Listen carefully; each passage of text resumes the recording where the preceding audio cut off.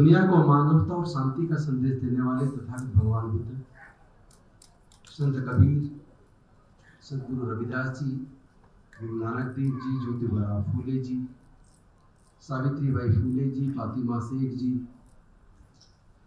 साहू जी महाराज, शिवाजी महाराज, नारायण गुरु, पेरियार रामास्वामी नायकर जी, doctor Baba Saheb Ambedkar, माता रमाबाई एवं मान्यवर कांसीराम साहब सहित समाज के सभी महापुरुषों के चरणों में कोटि कोटि नमन करते हुए मंच पे आसीन डॉक्टर सुरेश माने जी, एडवोकेट मिर्जा जी, अन्य अतिथिगण और आप सभी साथियों को क्रांतिकारी जय भीम, विनम्र नमो।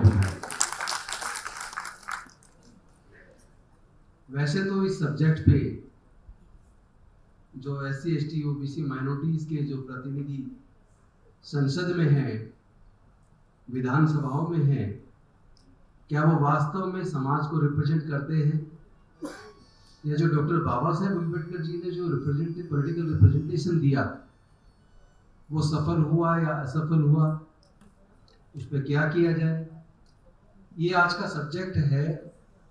और बहुत खूबसूरती के साथ डॉक्टर मिर्जा, एडवोकेट मिर्जा जी ने उस पर अपने विचार रखे और मेरे विचार उससे बहुत मिलते हैं। तो जो वह बात बोल चुके मैं वो नहीं बोलूंगा, वो रिपीटेशन हो जाएगा।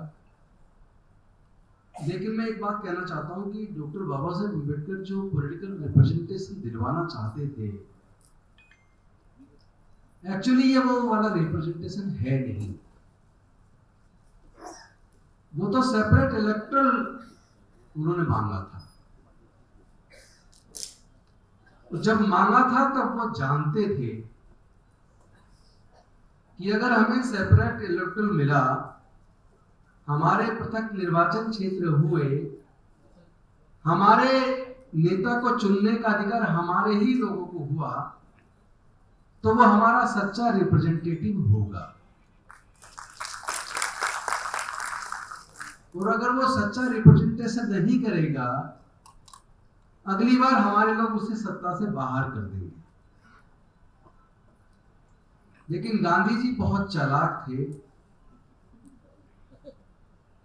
वो ये जानते थे कि डॉक्टर बाबा साहेब अम्बेडकर के मन में क्या है और उन्होंने सेपरेट इलेक्टोरल क्यों मांगा, तो वो उसके खिलाफ अनशन पर बैठ गए।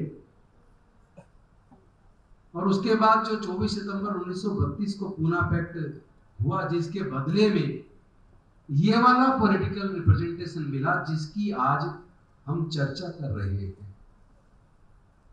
तो आधा तो असफल, आधे से ज्यादा उसी दिन हो गया था जब डॉक्टर बाबा साहेब अम्बेडकर को मजबूरी में यह समझौता करना पड़ा 24 सितंबर 1932 को। क्योंकि जब उनको धमकियां मिलने लगी कि अगर गांधी जी की जान चली गई तो तुम्हारे पूरी कौम को कत्ल कर दिया जाएगा, तो उन्होंने सोचा ये पृथक निर्वाचन लेके मैं करूंगा क्या अगर मेरे लोग ही कत्ल कर दिए गए तो मजबूरी में उनको वो समझौता करना पड़ा और ये वाला पॉलिटिकल रिप्रेजेंटेशन हमें मिला। ये भी थोड़ा सफल हो सकता था, बशर्ते कि जिन लोगों को हम लोगों ने चुनकर विधानसभाओं या लोकसभा के अंदर भेजा, वहां जाने के बाद अगर उनके अंदर ये भावना होती कि मैं अनुसूचित जाति जनजाति को संसद में या विधानसभाओं में रिप्रेजेंट कर रहा हूं और मेरा ये दायित्व है कि अनुसूचित जाति जनजाति से जुड़े सभी मुद्दों पर मैं मजबूती के साथ समाज को रिप्रेजेंट करूं, अगर इस भावना के साथ, जिस भावना के साथ डॉक्टर बाबा साहेब अम्बेडकर जी ने हमें यह पॉलिटिकल रिप्रेजेंटेशन दिया था, अगर हमारे चुने हुए जनप्रतिनिधि ईमानदारी से उस भावना के साथ काम करते तो शायद ये सफल होता। लेकिन अनफॉर्चुनेटली वो गए तो वहां रिजर्व सीट से इस भावना के साथ कि हम अनुसूचित जाति जनजाति को संसद और विधानसभाओं में रिप्रेजेंट कर रहे हैं, लेकिन वहां जाने के बाद वो समाज के जनप्रतिनिधि बनने की बजाय एक पॉलिटिकल पार्टी मात्र के प्रतिनिधि बन गए।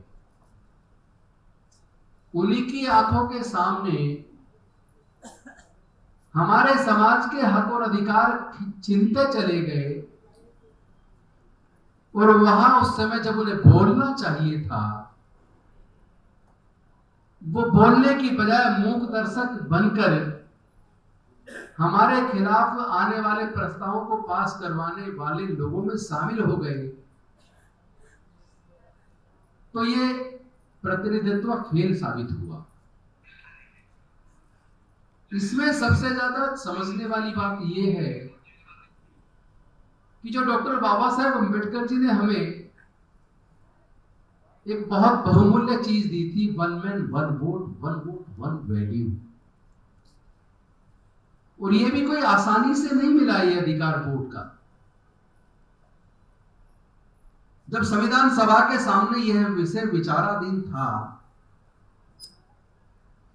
कि अब हमारे लोग स्वयं प्रजातंत्र में अपने प्रतिनिधि चुनेंगे,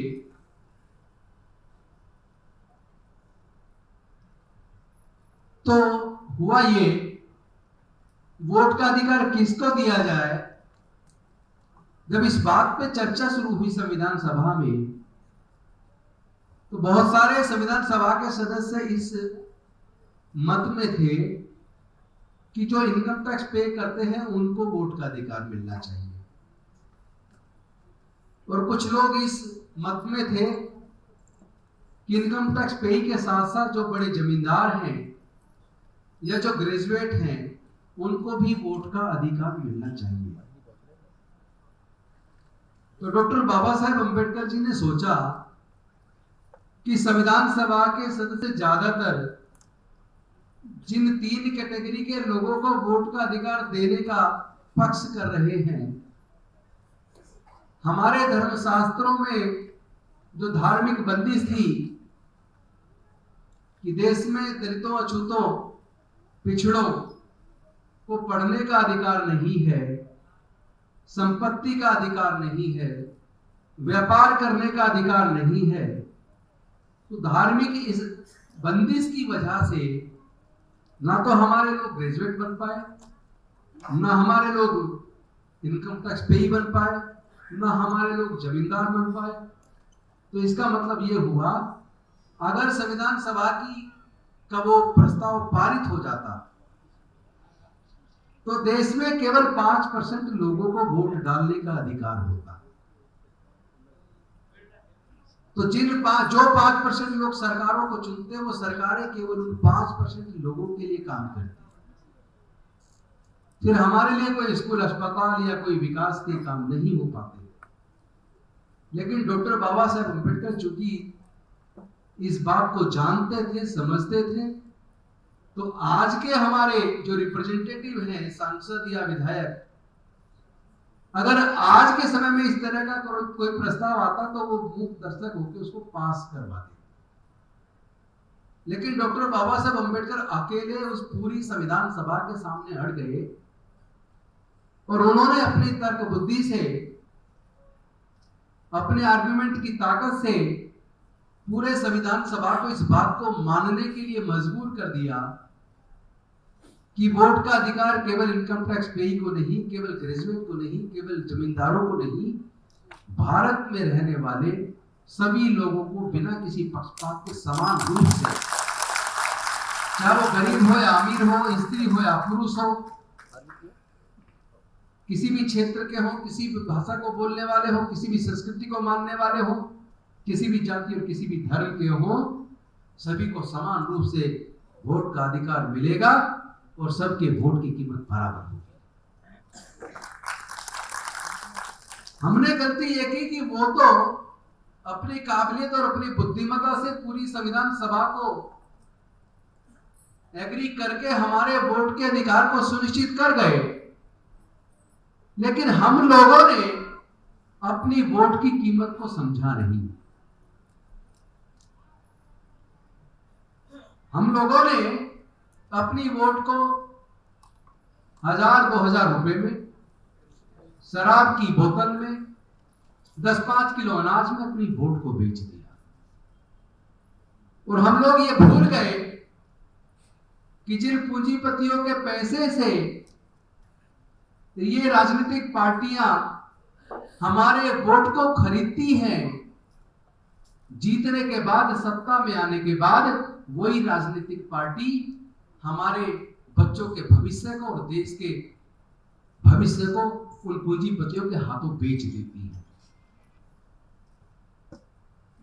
तो कुछ गलती हमारे रिप्रेजेंटेटिव की है और बहुत सारी गलती हमारी है।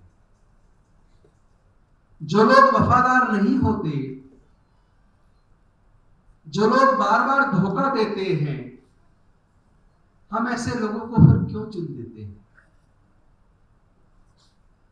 ये तो हमें भी तय करना होगा।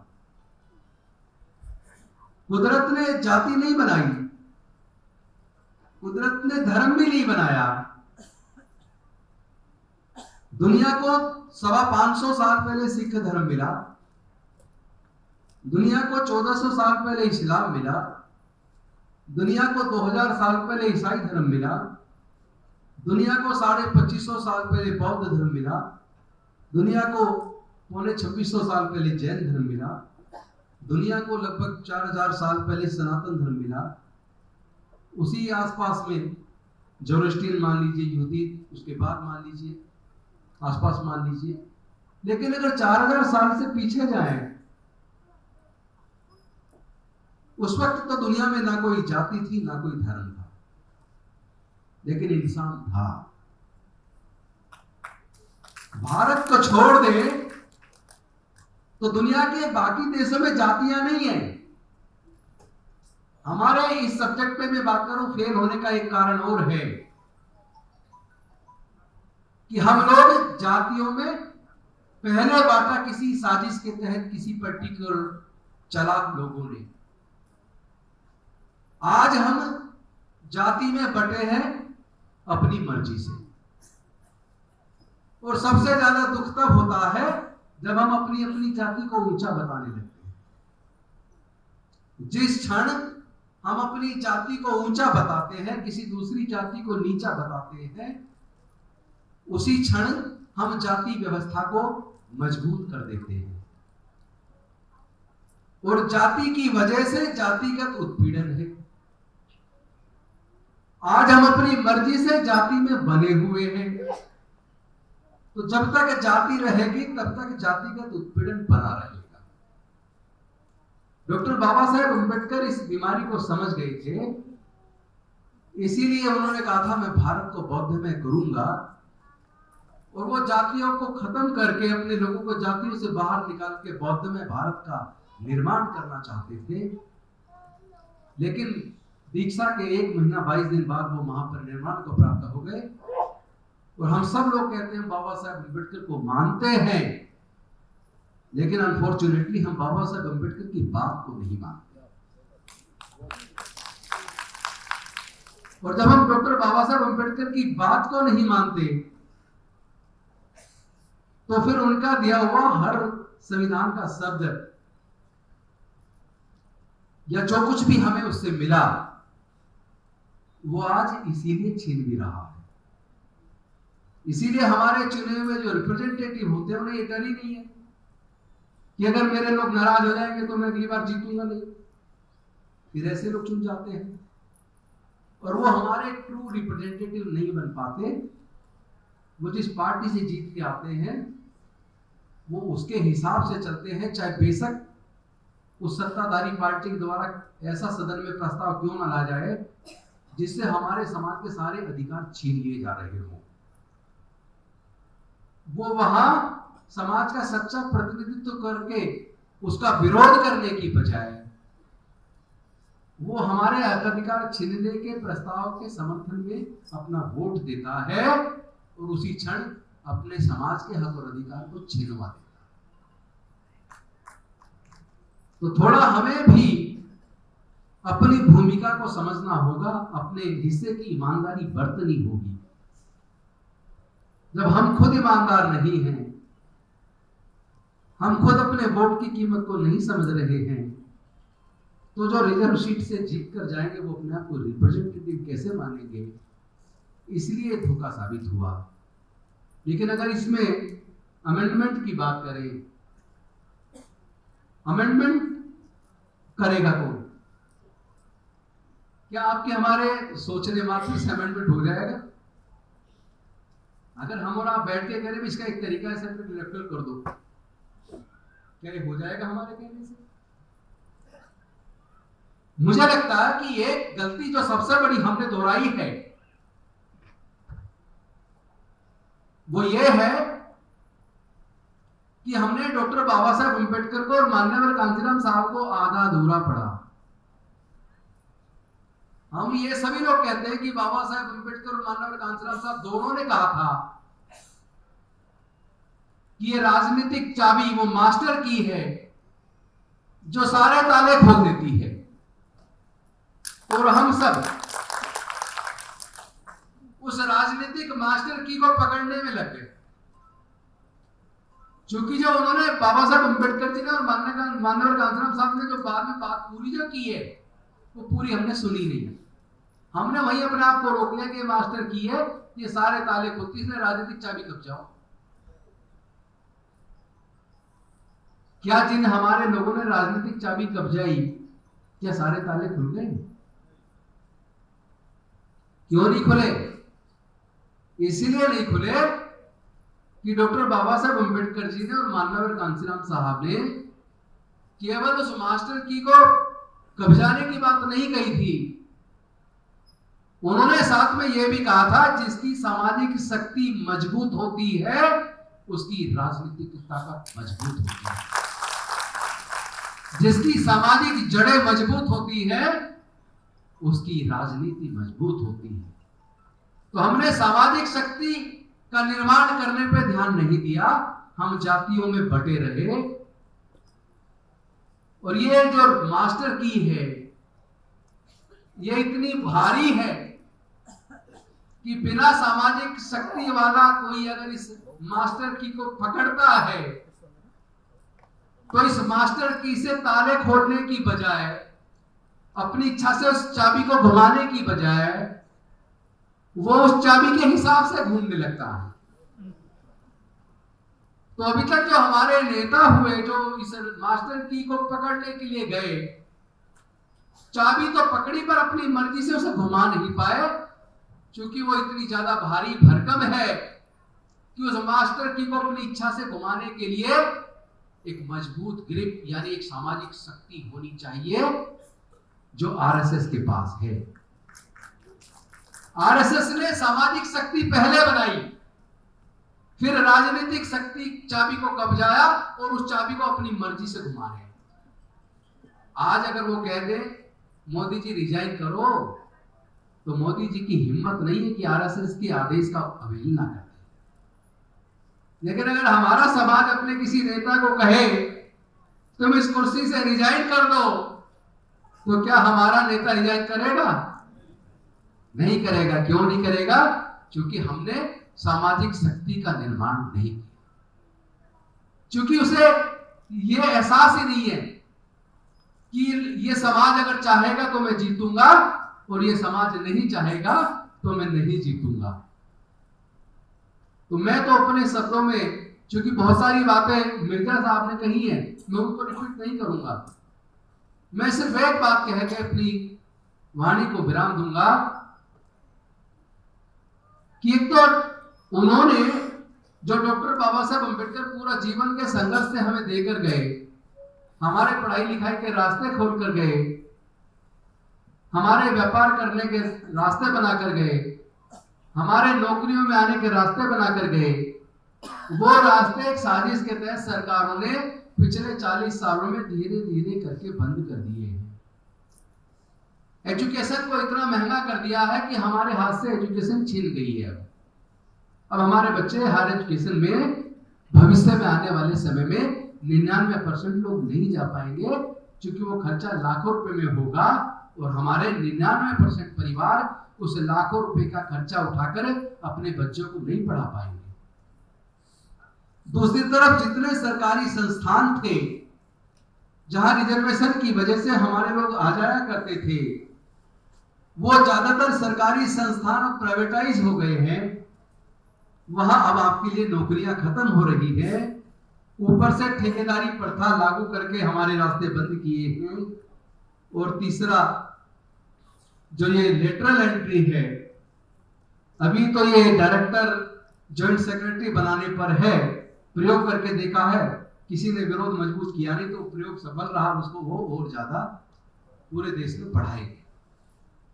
तो देखा जाए तो हमारे नकारा और निकम्मेपन की वजह से जो हजारों साल की गुलामी को तोड़कर डॉक्टर बाबा साहब अंबेडकर अकेले पूरा जीवन बलिदान करके हमें देकर गए थे, हम सारे लोग मिलकर उसको भी बचाकर नहीं रख पाए। और यह सिर्फ इसलिए हुआ क्योंकि बाबा साहब अंबेडकर जो मार्ग हमें दिखा कर गए, हम उस पर चले नहीं। हमने सामाजिक शक्ति का निर्माण नहीं किया, हम लोग जातियों में बटे रहे, हमने जाति व्यवस्था को और ज्यादा मजबूत किया, हमने जातियों को तोड़कर समाज को जोड़ने का काम नहीं किया। तो जितनी मर्जी चर्चा करते रहना, जितने मर्जी संगोष्ठी कर लेना, गली गली में आप राजनीतिक पार्टियां, सामाजिक संगठन लाखों बुला लेना, इससे समाधान होने वाला नहीं है। समाधान केवल एक चीज से होगा, ये लड़ाई विचारधारा की है। एक तरफ वो विचारधारा है जो असमानता पर आधारित है, जो हमारे बच्चों को पढ़ता हुआ नहीं देखना चाहती, जो हमें हजारों जातियों में बांट कर रखना चाहती है, जिसमें अन्याय भरा हुआ है, जिसका न्यायिक चरित्र नहीं है। और दूसरी तरफ समतावादी विचारधारा है, जिसमें समता, स्वतंत्रता, बंधुता और न्याय है, प्रज्ञा है, करुणा है, सील है। उस विचारधारा को डॉक्टर बाबा साहब अंबेडकर चाहते थे कि समाज अपनाएगा, लेकिन हमने नहीं अपनाया। जब तक नहीं अपनाएंगे हमारी दुर्गति होती रहेगी। आने वाले समय में बच्चे हमारे पढ़ नहीं पाएंगे, नौकरियां मिलेंगे नहीं, फिर से मजदूर हो जाएंगे, और इसका मतलब हमारी आने वाली संतानें फिर से गुलाम बनने वाली है। उससे बचने का एक ही रास्ता है, हम जातियों को छोड़ दें, समाज को जोड़ दें और बुद्ध के धम्म में समता, स्वतंत्रता, बंधुत्व और न्याय के रास्ते पर चलकर अपने सामाजिक शक्ति का निर्माण करें। तो निश्चित तौर पर जो आज समस्या हमारे सामने खड़ी है उसका निराकरण हम कर पाएंगे। इन्हीं शब्दों के साथ मैं अपनी वाणी को इस उम्मीद के साथ विराम देता हूं कि आप मेरे शब्दों पर विचार करेंगे और राजनीतिक शक्ति की बजाय सामाजिक शक्ति को मजबूत करेंगे, ताकि हमारी राजनीतिक शक्ति भी मजबूत हो पाए। बहुत बहुत धन्यवाद। नमो बुद्धाय। जय भीम, जय भारत।